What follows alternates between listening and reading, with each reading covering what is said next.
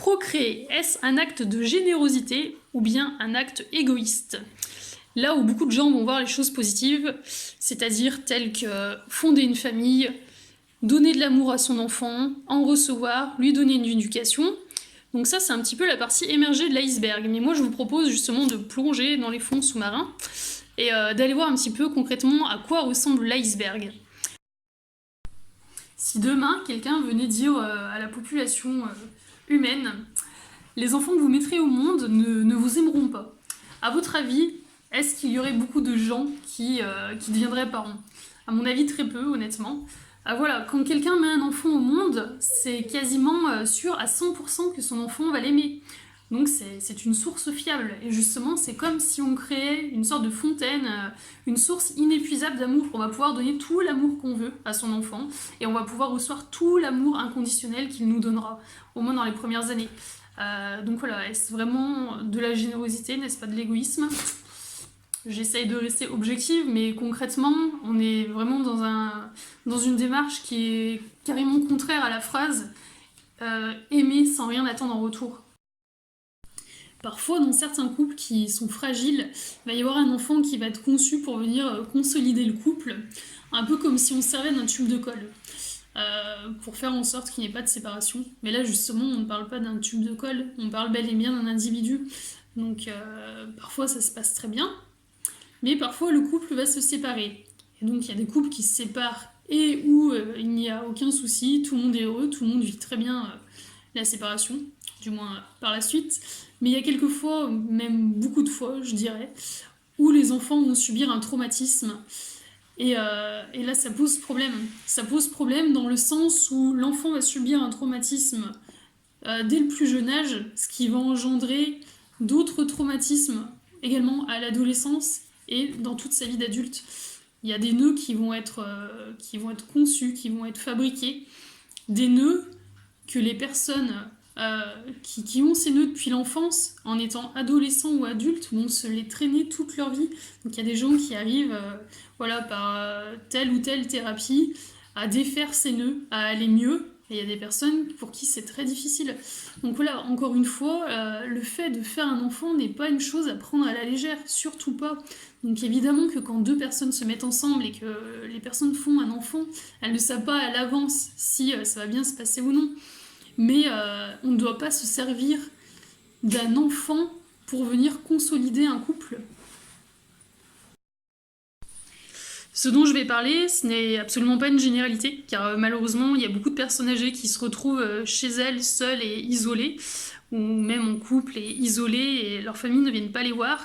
Tout simplement, je voulais parler du fait que les gens ne veulent pas se retrouver seuls quand ils seront vieux.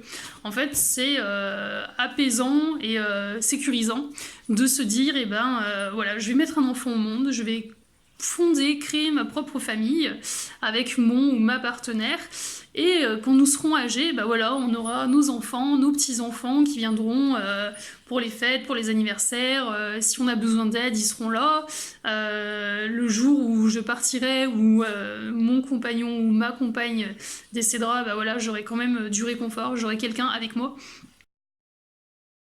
Alors il y a des personnes qui ont eu une enfance riche, qui n'ont eu aucune carence, et tant mieux pour eux. Et il y a également des personnes qui ont eu des gros manques au niveau affectif, au niveau de l'amour, qu'ils auraient dû recevoir de la part des personnes qui étaient censées leur en donner, et qu'ils n'ont pas reçu, ou des personnes voilà, qui n'ont pas eu toute la sécurité matérielle, ou qui n'ont pas eu accès à telle ou telle étude. Et ces personnes-là, quand elles vont faire des enfants, si elles en font, enfin en l'occurrence elles en font, sinon ça marche pas pour mon exemple, bref, quand ces personnes ont des enfants, ces personnes vont vouloir combler ce vide, combler ces carences qu'elles n'ont pas eues quand elles étaient enfants elles-mêmes, et vont essayer d'atteindre leur but à travers un autre individu, un individu qu'elles auront elles-mêmes créé, ces personnes. Donc en fait, c'est vivre sa vie par procuration. Et là, c'est là qu'on rencontre un problème. C'est là qu'il y a quelque chose de négatif quand même qui n'est pas à nier. Par exemple, je prends n'importe quoi, quelqu'un qui a voulu faire des études d'architecture et qui n'a pas pu par souci financier de ses parents. Du coup, il est possible que ce rêve n'ait pas été abandonné et qu'on le retransmette en fait à son enfant. Et l'enfant ne va pas vouloir décevoir son père ou sa mère et va tout faire pour y arriver. Mais en fait, ce ne sera pas vraiment ce que lui voudra. Le seul but, c'est que son père ou sa mère soit fier de lui, qu'il soit heureux, de le rendre heureux. Et ça cause vraiment un réel problème parce que là, c'est l'adulte qui ne sait pas gérer la situation et qui, consciemment ou inconsciemment, crée un désir dans l'enfant qui n'est pas le bon, qui ne fait pas partie du libre arbitre. Voilà. Là, en l'occurrence, je parle de métier, mais ça peut être pour toute autre chose. S'assurer de laisser une trace sur Terre. L'humain, depuis des siècles, a toujours voulu inscrire son histoire à travers le temps, et ce, de manière collective, que ce soit via des écrits à travers des livres, que ce soit dans l'art, avec des peintures ou des sculptures, avec des monuments. Voilà. Un petit peu comme exister même après la mort du corps physique, pour être sûr qu'on ne nous oublie pas. Mais aussi s'assurer de laisser une trace de manière individuelle, et ce par divers moyens, que ce soit par des faits d'armes, en obtenant des diplômes, en accédant à la gloire, à la reconnaissance, voilà, pour être sûr qu'on ne nous oublie pas en tant qu'individu. Mais aussi enfanter, avoir une progéniture, avoir une descendance et être sûr par pitié que le nom perdurera, que la lignée perdurera. Voilà, donc faire un enfant, c'est aussi être sûr que son nom de famille va perdurer à travers le temps, sauf si on est une femme et que du coup on prend le nom du monsieur, dans la plupart des cas. Mais voilà, c'est une aberration, parce que voilà, par exemple, moi, mes ancêtres ont eu des enfants et encore, sinon je ne serais pas là, et je suis quand même, je crois, heureuse d'être ici. Mais je n'ai absolument aucune connaissance à quoi ressemblaient ces personnes, ce qu'ils ont fait sur Terre, quel était leur but, leur point de vue sur la vie. J'en ai absolument aucune idée. Donc ok, ils ont fait des enfants, mais moi qui suis leur descendance, je n'ai absolument aucune idée de qui étaient ces personnes. Alors sans parler du côté administratif qui fait que les adoptions sont très longues et très compliquées, voilà, il y a d'autres facteurs aussi, je pense, que le côté administratif qui font qu'adopter un enfant, c'est réellement un parcours du combattant. Mais quand on regarde objectivement, il y a un très petit pourcentage de la population humaine qui passe par l'adoption. Et on peut se poser la question, pourquoi ces enfants n'auraient pas le droit à de l'amour, ne pourraient pas être adoptés. Donc après, évidemment, aussi, il y a le fait que avoir un enfant qui a été adopté, au niveau de l'éducation, il y a des moments où ça va pas être tout beau tout rose, hein, où il y a des fois ça peut très bien se passer. Donc je sais qu'il y a ce facteur également à prendre en compte.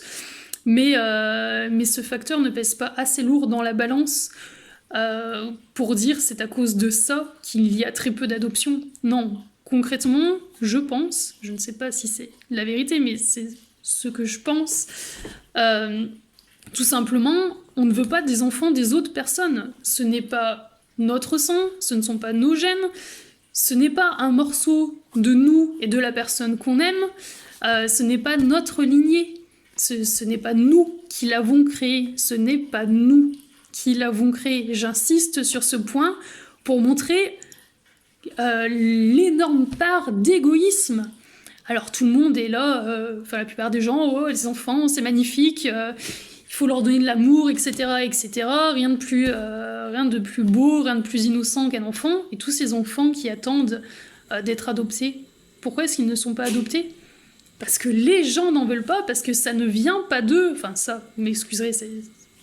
Bref, vous aurez compris, ces enfants ne viennent pas d'eux, ce n'est pas eux qui les ont créés. L'éducation. Alors, beaucoup de personnes vont prôner l'éducation sur tous les toits. Et donc, évidemment que l'éducation est importante. Ça, je suis bien évidemment d'accord. Mais ce n'est pas une source fiable, entre guillemets, je vais vous expliquer. Beaucoup de gens donc, voilà, vont faire des enfants et on va prendre un exemple concret. Par exemple, quelqu'un qui est chasseur et va se dire plus tard je vais amener mon fils ou ma fille à la chasse et je vais être trop heureux, il va faire comme moi, il va pratiquer la passion de la chasse, c'est-à-dire tuer des animaux. Bref, et du coup, ça se trouve que l'enfant va aller à la chasse avec cette personne et va aimer ça. Comment est-ce possible? Ça, je ne sais pas, mais bon, c'est mon avis. Va aimer ça, il va devenir chasseur et les parents vont être très heureux. Et il est possible aussi également que l'enfant ressente de la peine, de la pitié pour ces animaux qui sont abattus. Et l'enfant va prendre un tout autre chemin, et plus tard va être dans la protection animale.